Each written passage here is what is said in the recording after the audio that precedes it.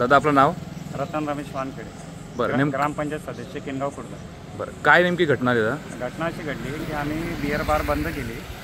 Beer bar बंद करून आम्ही आमच्या गाडीमध्ये बसलो आणि बसताना 2 लोक आले. एक गाडीवरती होता, एक खाली उतरला आणि त्यांनी बिअर मागितली की बुवा बिअर आहे का. मी त्याला बोललो की बुवा आमची बिअर बार बंद झालेली आहे, याच्यातून 1-2 किलोमीटर किनगाव गाव आहे, तिथून तुम्ही बिअर घेऊ शकता, एवढंच बोलले. आणि आम्ही गाडी काढायला लागला तोपर्यंत त्यांनी आमच्यावर फायरिंग केली. अच्छा, बरं, कोण होतं तुमच्या बाजूला बसलं? त्यांचं नाव काय होतं? प्रमोद बाविस्कर म्हणून आहे, हॉटेलचे मालक. अच्छा, बरं, ते जे लोक आले होते ते कशावर होते? ते बाईकवर होते साहेब, मोटरसायकलवर होते. आणि समोरचा व्यक्ती मोटरसायकलवर बसलेला होता सफेद शर्ट घालून. ते गाडी लक्षात आली नाही, फक्त 2 व्हीलर एवढी गाडी त्यांच्याकडे होती अवेलेबल. आणि हा जो उतरून आला, हा बिअर मागणारा, हा लगेच आम्ही आरोड्या कोरड्या करायला लागले तर हा लगेच पडून गाडीवर बसला आणि ते लोक यावलकडे रवाना झाले. आपलं नाव? रतन रमेश वानखेडे.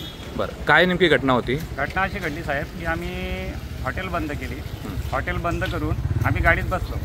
गाडीत बसताना एक अनोखी व्यक्ती आला आणि त्याने सांगितलं की बाबा आम्हाला बिअर अवेलेबल पाहिजे. पण तो का आम्ही त्याला सांगितलं की आमची हॉटेल बंद झालेली आहे, तर आमच्याकडे बिअर अवेलेबल नाही आहे, दुकान बंद झालेलं आहे. तिथून जवळपास किनगाव गाव आहे, 1-1.5 किलोमीटर रोड, तिथं तुम्हाला बिअर मिळेल, तुम्ही तिथून घेऊ शकता. आम्ही एवढे बोलले आणि गाडीतच बसलेले होते 2 जण. आणि याने डायरेक्ट आमच्यावर फायरिंग करून दिली. बरं, आपल्यासोबत कोण बसलं होतं? त्यांचं नाव काय? बाविस्कर म्हणून.